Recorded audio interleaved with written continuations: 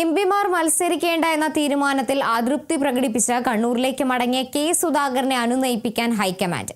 K സുധാകരനുമായി തിങ്കളാഴ്ച ഡൽഹിയിൽ രാഹുൽ ഗാന്ധി കൂടിക്കാഴ്ച നടത്തും. കണ്ണൂരിലെ പോരാട്ടങ്ങളും ത്യാഗങ്ങളും എണ്ണിപ്പറഞ്ഞ് ഫേസ്ബുക്കിൽ വൈകാരിക കുറിപ്പിട്ടതിന് പിന്നാലെയാണ് സുധാകരനെ അനുനയിപ്പിക്കാൻ കോൺഗ്രസ് നേതൃത്വം നീക്കം നടത്തിയത്.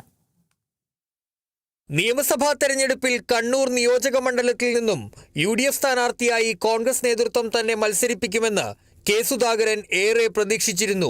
KPCC അധ്യക്ഷ സ്ഥാനത്ത് നിന്ന് മാറ്റുമ്പോൾ ഹൈക്കമാൻഡ് മുന്നോട്ട് വെച്ച ചില ഫോർമുലകളിൽ ഒന്ന് നിയമസഭാ തെരഞ്ഞെടുപ്പിൽ പരിഗണിക്കാൻ ശ്രമിക്കാം എന്നായിരുന്നു.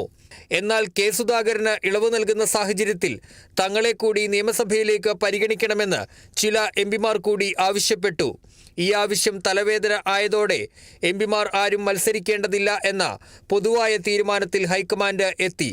ഇന്നലെ രാത്രി തന്നെ വിവരമറിഞ്ഞ സുധാകരൻ ഇന്ന് പാർലമെന്റ് സമ്മേളനത്തിൽ പങ്കെടുക്കാതെ അതൃപ്തി പ്രകടിപ്പിച്ച് കണ്ണൂരിലേക്ക് മടങ്ങി.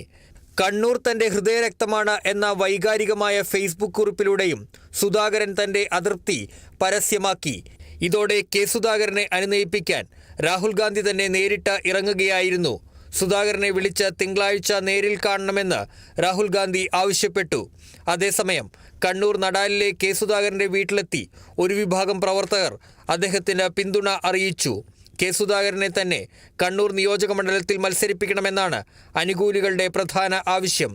എന്നാൽ കെ സുധാകരൻ നിയമസഭയിലേക്ക് മത്സരിച്ചാൽ പാർലമെന്റിൽ ഉപതെരഞ്ഞെടുപ്പ് വരുമ്പോൾ കണ്ണൂർ UDFന് നഷ്ടപ്പെടും എന്ന വികാരവും കോൺഗ്രസ് പ്രവർത്തകർക്കിടയിൽ ശക്തമാണ്. തിങ്കളാഴ്ച രാഹുൽ ഗാന്ധി നേരിട്ട് നടത്തുന്ന ചർച്ചയിലൂടെ പ്രശ്നം മഞ്ഞുരുകുമെന്നാണ് ഹൈക്കമാൻഡ് ഉൾപ്പെടെ പ്രതീക്ഷിക്കുന്നത്. Kerala vision news, Kannur.